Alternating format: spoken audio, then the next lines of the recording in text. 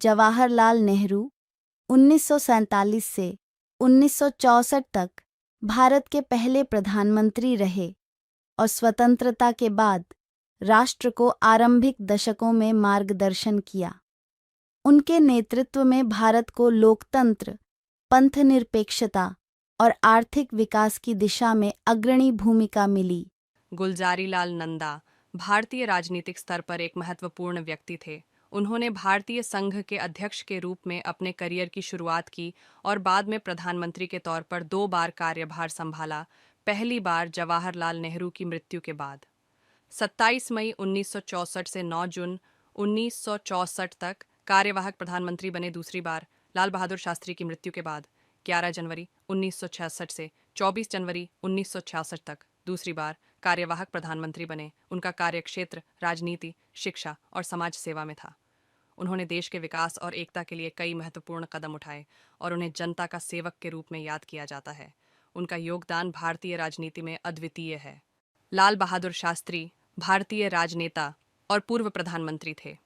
उनका जन्म 2 अक्टूबर 1904 को हुआ था। शास्त्री ने जवाहरलाल नेहरू के उपयुक्त विरोधी के रूप में प्रमुखता प्राप्त की और 9 जून 1964 को नेहरू जी मृत्यु के बाद भारत के तीसरे प्रधानमंत्री बने।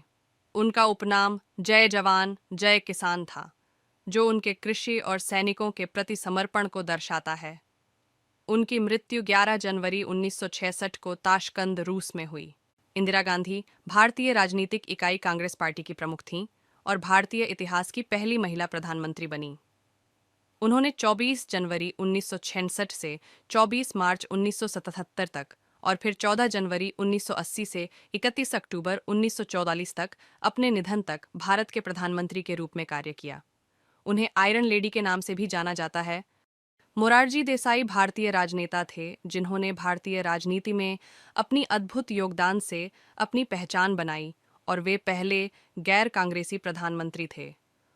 चौधरी चरण सिंह भारत के 5वें प्रधानमंत्री थे। वे 28 जुलाई 1979 से 14 जनवरी 1980 तक भारत के प्रधानमंत्री रहे। उन्हें किसानों के मसीहा के रूप में जाना जाता। राजीव गांधी 31 अक्टूबर 1984 से 2 दिसंबर 1989 तक भारत के प्रधानमंत्री रहे। उनका कार्यकाल 5 साल 32 दिन अपने पद पर रहे। कार्यकाल तकनीकी प्रगति, शिक्षा और आर्थिक विकास के क्षेत्र में महत्वपूर्ण था। उन्होंने नई तकनीकी उन्नति को प्रोत्साहित किया और युवाओं के लिए रोजगार सृष्टि की। राजीव गांधी ने विद्यार्थियों के लिए राष्ट्रीय स्कॉलरशिप की स्थापना की और भारतीय गांधी स्मृति निधि की स्थापना भी की। उनकी हत्या ने देश को एक गहरी चोट पहुंचाई और उन्हें एक युग पुरुष के रूप में याद किया जाता है।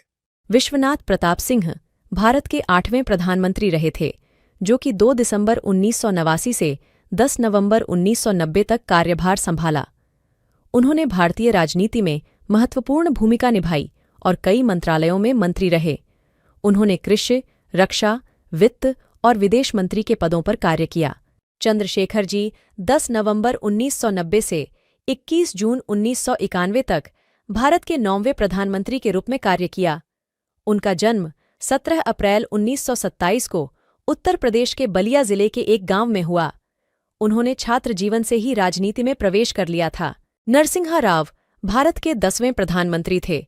उनका कार्यकाल 21 जून 1991 से 16 मई 1996 तक रहा।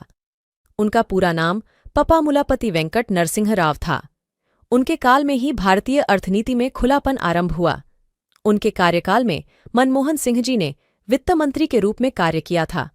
अटल बिहारी वाजपेयी भारतीय राजनीतिक क्षेत्र के प्रमुख व्यक्तियों में से एक थे। उन्होंने देश के प्रधानमंत्री के रूप में पहली बार 16 मई 1996 से 1 जून 1996 तक व दूसरी बार 19 मार्च 1998 से 22 मई 2004 तक प्रधानमंत्री के रूप में सेवा प्रदान की। उन्होंने पोखरण 2 में परमाणु परीक्षण करने का निर्णय लिया, जो भारत को परमाणु देश के रूप में स्थापित करने में मदद करने वाला हुआ।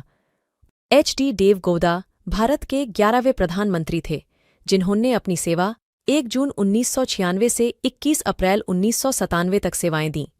वे कर्नाटका के एक छोटे गंव से आए थे और किसानों के अधिकारों की संघर्ष में प्रसिद्ध हुए। गौड़ा ने अपने राजनीतिक जीवन में कर्नाटक के मुख्यमंत्री पद को भी संभाला। उनका कार्यकाल चंद महीने तक रहा।